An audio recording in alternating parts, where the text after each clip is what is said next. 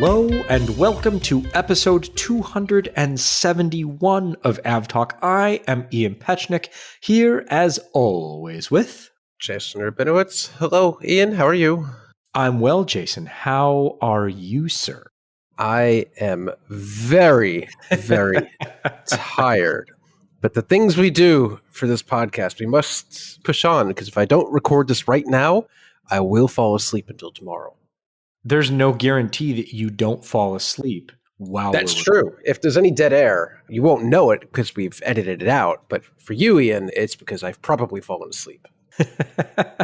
I think we just leave it in. We got a lot of compliments on the fact that we left it in last time when it came to the flamingo thing. Yeah, so I think a lot of people enjoyed that. So I think that one's show canon now. It remains forever.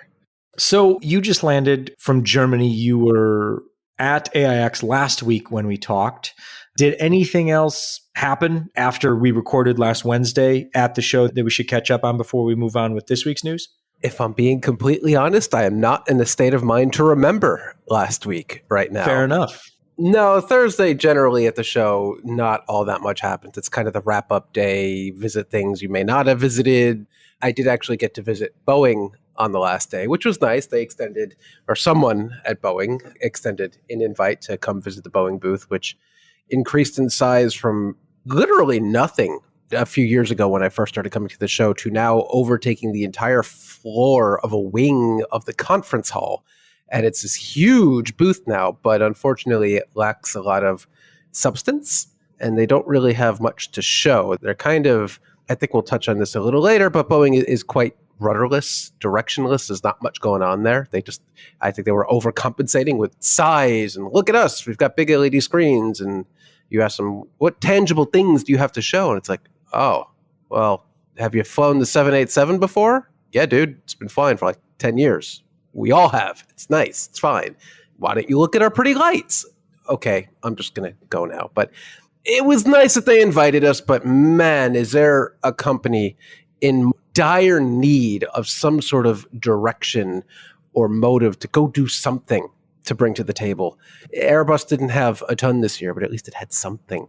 Boeing I feel bad for a lot of the people working there because I know that they want to do good and I know that they really want to bring their best to the table. But as a company, Boeing's just physically present, but mentally a no-show.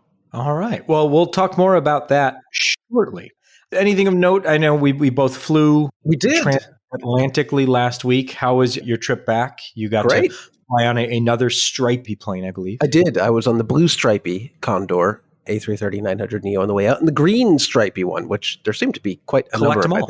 I think I saw 3 of them at Frankfurt, but all really, really good experience with interlines between Lufthansa and Condor. It all just worked. I had, at least today, a very seamless connection at Frankfurt. Everything was on time and early. And Condor, man, is really, really came out of nowhere as a top-tier experience. Really did not expect that, but I would very happily fly the stripy green airline again, mostly because I think they've just gotten so extreme with the branding that everything inside the plane is stripy. It really represents their brand, but not in a tacky way.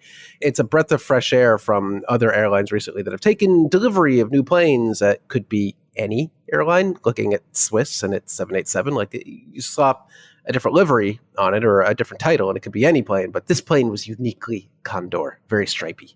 Yeah, we do like a good stripe. It has grown on me. I'm not really talking about the livery.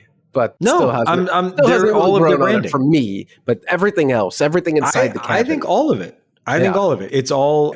Here's the thing. I think that if they'd just done the livery, I wouldn't like it. Yeah, I think that's true. But they went all in on it. They did. Even the little thingy that you twist to hold your tray table in place has a little like plastic nubbin with the stripes on it, which is just like they put it everywhere they could without going overboard. It's just really good. I really enjoyed it. I just wish the flight wasn't so early going both ways, but what do you get to? All right, let's turn our attention back to Boeing because last week, right after we recorded, of course, Boeing delivered its plan to right the ship to the FAA. And as the FAA has said multiple times, this isn't the end of the story. This is just a new chapter in the increased oversight of Boeing. FAA Administrator Michael Whitaker saying, quote, "I made clear to Boeing CEO Dave Calhoun and other senior leaders that this plan does not mark the end of our increased oversight of Boeing and its suppliers, but the beginning of the next chapter. We will not approve production increases beyond the current cap until we are satisfied." So again, that's what the FAA is holding over Boeing. You can't make and deliver more planes until we're satisfied that you can make and deliver this number of planes adequately, safely, and most importantly, repeatedly. We got to make sure that this is what it's supposed to be all the time. You can't have your dessert until you finish your veggies. There you go. There's that, right? So we have, kind of the high level thing. We don't have the full plan, but we do have what the plan includes. So a few of the actions over the mid and long term: strengthening the safety management system, including employee safety reporting, simplifying processes and procedures and clarifying work instructions, enhanced supplier oversight, enhanced employee training and communication, increased internal audits of production systems. All things that we've talked about in the past. Hopefully there's a bit more to it this time around.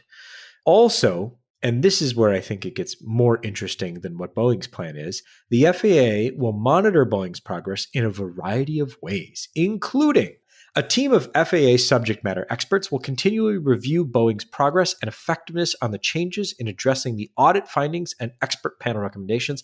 Remember, that's the audit that the FAA conducted and the findings of the convened expert panel, which included folks from across the aerospace industry, former regulators, union folks, engineering expertise, things like that. That's the expert panel that we're talking about. Senior FAA leaders will meet with Boeing weekly to review their performance metrics, progress, and any challenges they're facing in implementing the changes. And the FAA will also conduct monthly reviews to gauge Boeing's progress. So a lot, I think, is going to hinge, as it has over the past year or so, on how active the FAA is engaged in monitoring Boeing's progress. And to the FAA's credit, finally, I think, it seems like they're going to be very actively engaged in monitoring Boeing's progress. Yeah, it certainly seems like if the FAA is not actively engaged in Boeing's progress, it's not going to happen. John Ostrower on May 30th, so a couple days ago, tweeted a part of the plan, a section called Key Performance Indicators. And if you're in any even small organization, you know these as KPIs. And this sets out basically measurements. A good KPI. Oh, I love a good KPI, especially when they're really vague. You get to find them late. But John listed out, sent a screenshot of some of the ones that Boeing has identified for its new or a significant component of the product safety and quality plan. And they're things like employee proficiency and notice of escape rework hours and rework hours per airplane and travelers at the factory rollout. And he posed the question, humbly, I quote, "If these are new, what exactly was Boeing doing before January 5th? That being, of course, the day that Alaska 1282 had the door plug blowout accident. It's a good question. If these are new, that's scary. I don't think these are new, but if these are existing, then what good are they? Because clearly they weren't doing anything before Alaska and after the prior MAX crashes. So I do hope that the FAA looks very closely at what Boeing is up to it and doesn't just go, okay, they've got a plan, let's call it a day, because no plan is worth its time or digital ink if it's not actually being followed through. And that seems to be, thankfully at least right now, what the FAA is going to do. Yeah. The thing that struck me about the plan is that, and this is one of the things that I think Jason and I, we were talking about this earlier in the week on the heels of Boeing CEO Dave Calhoun's comments in Berlin at the large air show there that's going on right now. And he was saying all sorts of great things that I found myself readily agreeing with, that were good ideas and that didn't seem outlandish. and seemed like they were things that anyone looking at the health of an organization would think were good ideas. And they weren't new. And so I pose this question to you in a more glib fashion, but structuring it for more wider audience consumption. If none of this is new, if none of this is novel, if none of this is, things that are not outside the realm of considering and implementing previously, and they've tried to do some of this, what is the main blocker for implementation at Boeing? Is it communication between leadership and the people who are actually doing the work? Is it communication between top leadership and mid-level leadership? Where's the blockage? Because I feel like until they figure that out, whatever plan they come up with, no matter how much FAA oversight there is, it just won't filter down and work. Yeah, that's a great point. And it could be anything. It could be, are there too many old timers who are set in their way and don't want to change the way they've been doing things since 1971 when they first stepped on the 737 line? And honestly, I don't really think so. I think everyone wants to be better. Everything we know, we need more of the old timers. Yeah. Well, unfortunately, Boeing does not yet have a time machine. We need a wholesale, kind of redrafting of old timers. Or is it just that the new people coming on board in the last few years, they simply don't care? I also don't think that's it. So, like you said, what is it that's the block between here's what we need to do and it actually being done? I do believe that everyone at Boeing wants to be better, wants to deliver airplanes that don't rip apart in the sky and potentially kill everyone on board. Nobody wants that.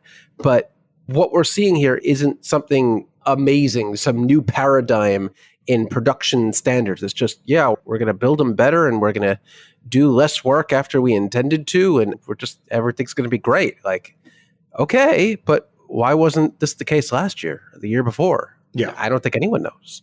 Well, hopefully we'll find out with some of this increased FAA oversight. And it seems to be, there's definitely wind in the sails now. Let's see how far we can take it. Everyone wants to be better. And that's what's important. Whether or not they truly believe in it or they're here by coercion because they have to be, everyone seems to be on the same page. Now it's execution time.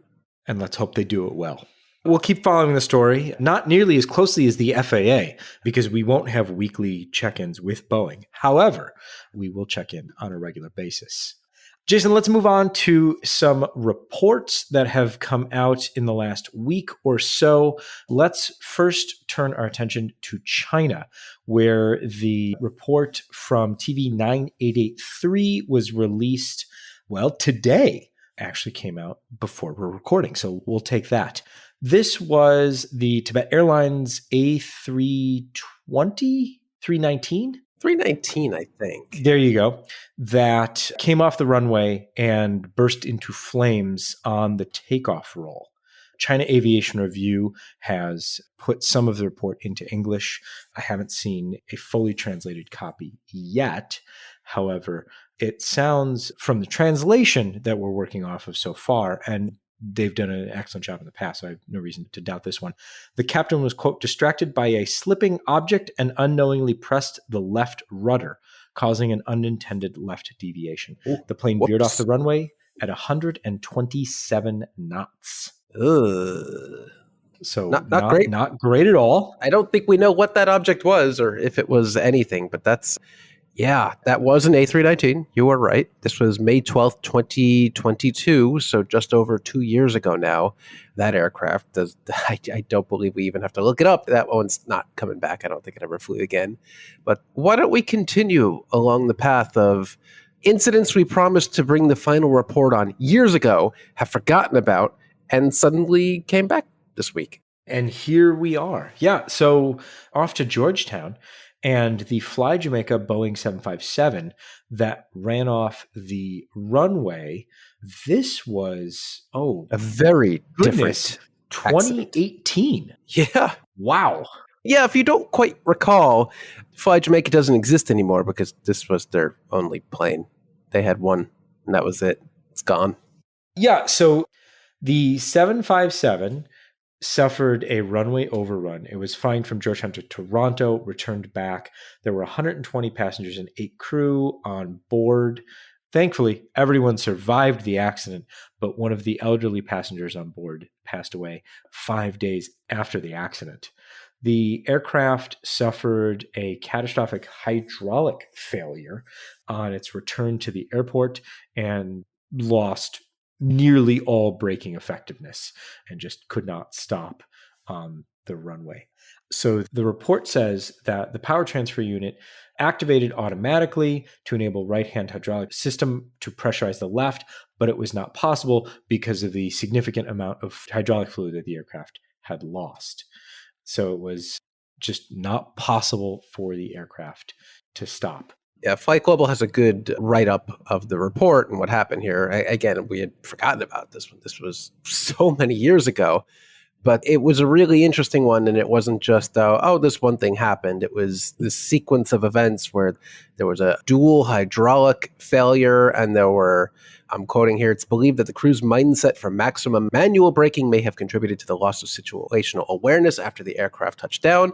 But it says, the inquiry says, the totally unexpected failure of the right-hand hydraulic system almost at the point of touchdown would have taken the pilots by surprise. So it really seems like the pilots here were kind of set up for failure, and thankfully it wasn't worse than it actually was. Yeah, absolutely, that they were able to safely stop the aircraft as best they could. So the report's interesting because there was a 2001 Boeing service bulletin that talked about this happening 6 times previously, and the same exact thing happened in sequence. So chalking this up to a maintenance failure. Yeah, not great. Let's see. So this one I'm still trying to understand.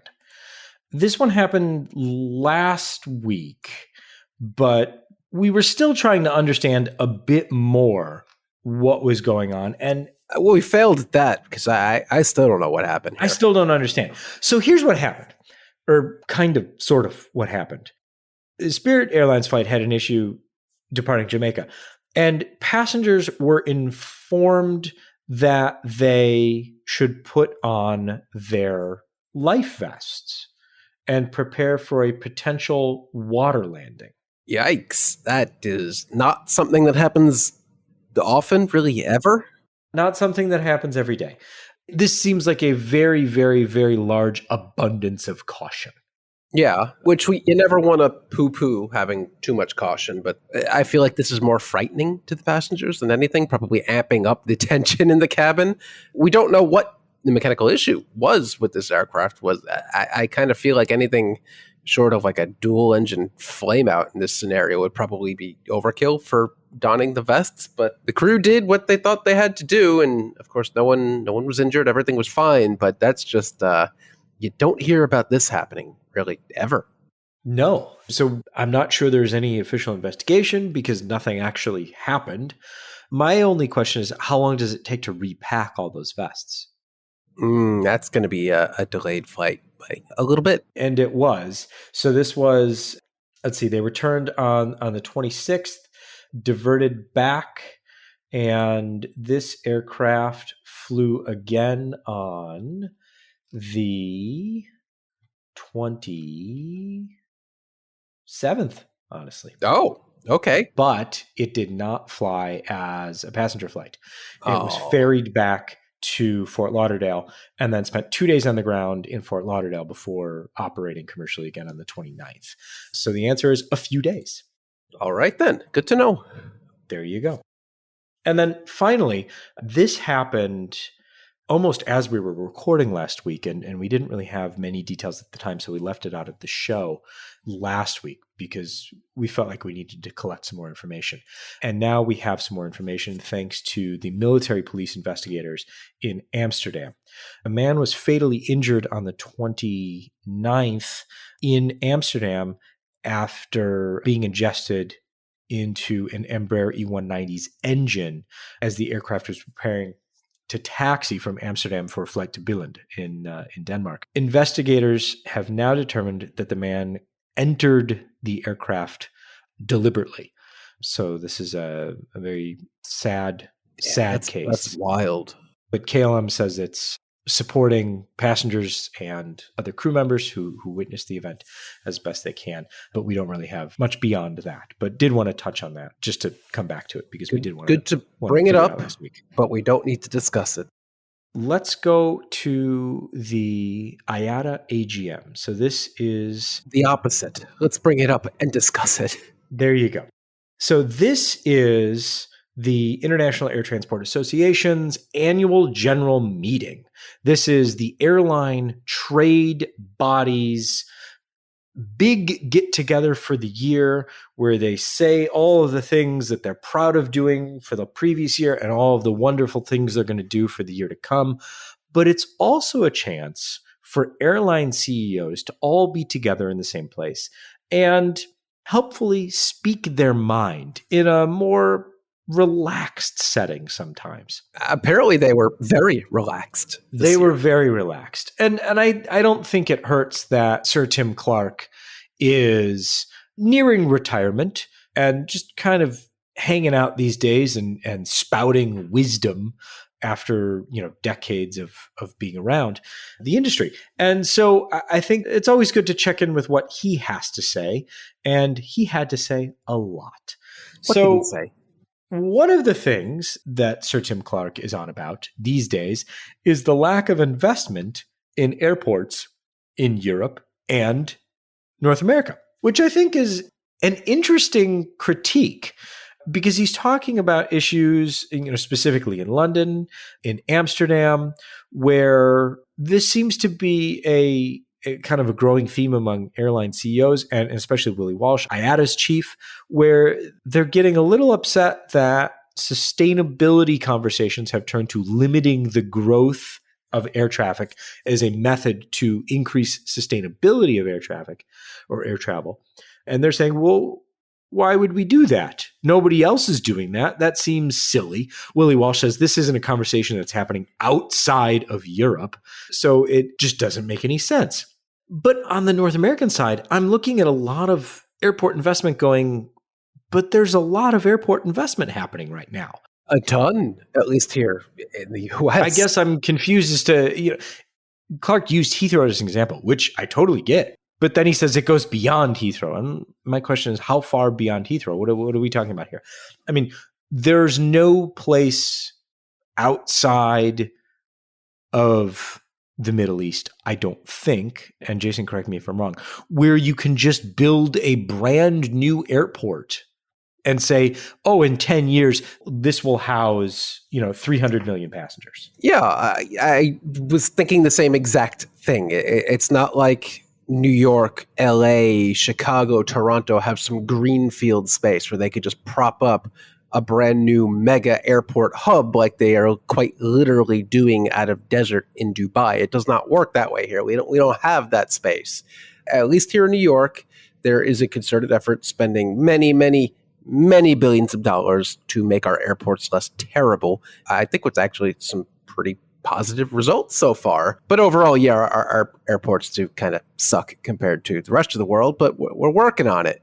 But I don't really know what he's getting at there, because what do you do with the airports we have today? They're physically constrained by their size. They can't expand out into eternity like you can in Dubai or elsewhere. I don't really know what he expects, but I don't think it's a valid argument to say that, at least in the US, that they are not spending dollars on airports, because that is absolutely demonstrably false.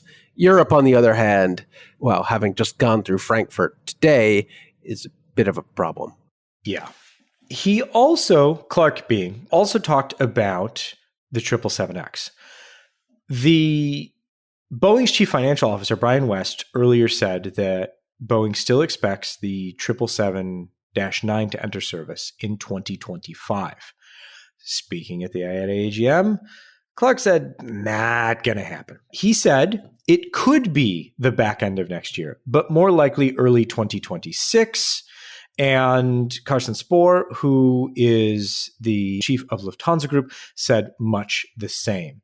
Said officially the delivery is still 2025, at least for Lufthansa being the launch customer. And of course, unless Boeing changes, that's the information we use.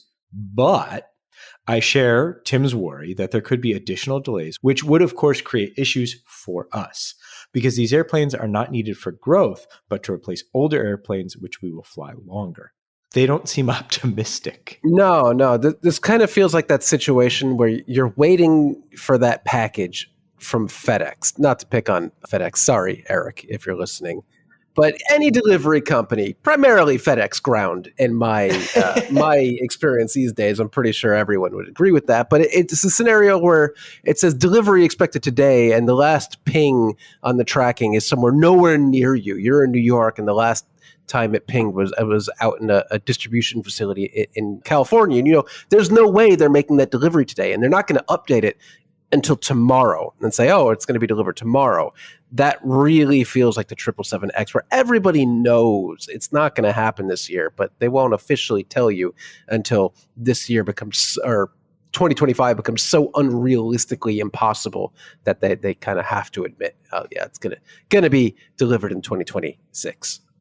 Yeah. I mean, and to Clark's point, he mentioned the flight testing's basically on pause right now. Yeah, everything right now is on the 7.3 production, which is crazy, and writing that ship.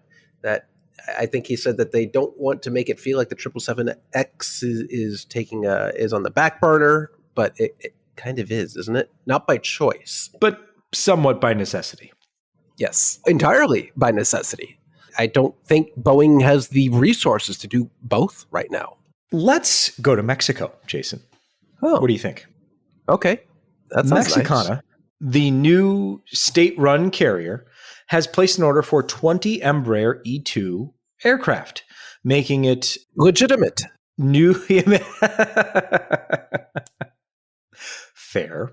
It's a real airline. Also making it the first Embraer E2 order for Mexico, and I think the first new aircraft order for Mexicana. So 10 E190 E2s and 10 E195 E2s, deliveries beginning in the second quarter of 2025.